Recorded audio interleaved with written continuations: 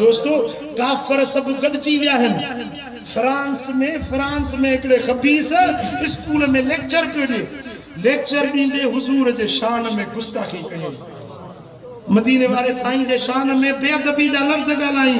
वरी हिकिड़ा कार्टून खणी आयो छोकरनि खे ॾेखारी। हो त उहे बदकलामी करे वियो, पर उन शहर फ्रांस जे उन शहर का 100 किलोमीटर परते अब्दुल्ला नाले हिकिड़ो शख्स हुयो। उन्हें जो बुधो तो फलाने स्कूल में मास्टर हिकड़े मुझे महबूब के शान में बेअदबी किया।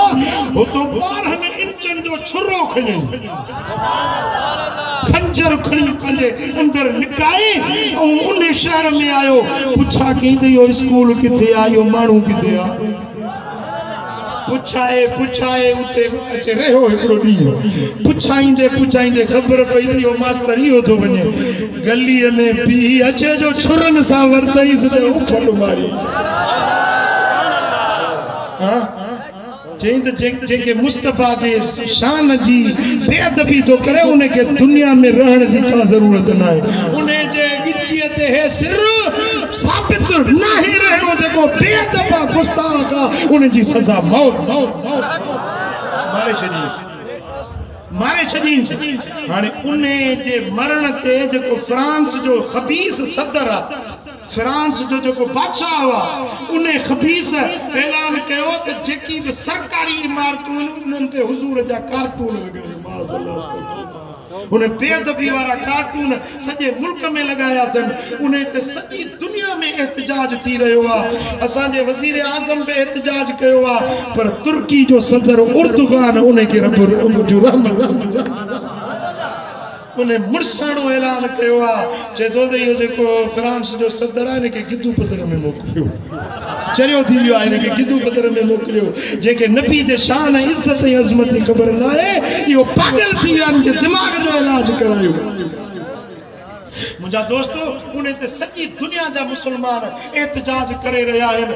होॾो दुनिया वारा वरी काफ़र उन्हनि सां गॾिजी पिया आहिनि ऐं मुसलमान सॼी दुनिया में हुजूर जे नामूस जे लाइ उथी खड़ा।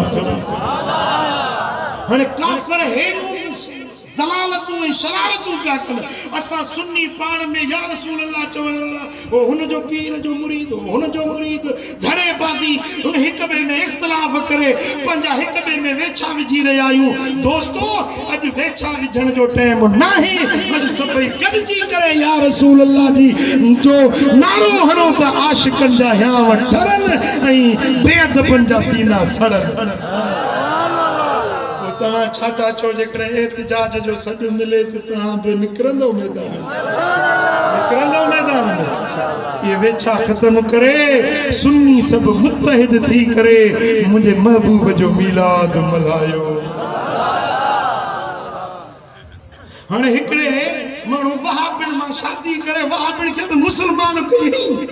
असांजे मसलक खे नुक़सान त न थियो, असांखे त फ़ाइदो थियो न।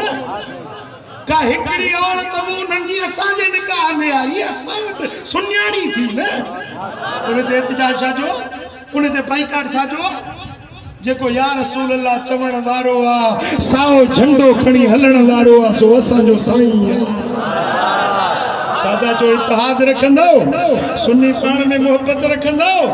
अल्लाह करीम जल्ल शानो शान हुजूर जे इश्क में जियारे, हुजूर जे इश्क वारो मौत नसीब फरमाए। जे मरूं त मुस्तफा जो चेहरो निगाहुनि जे साम्हूं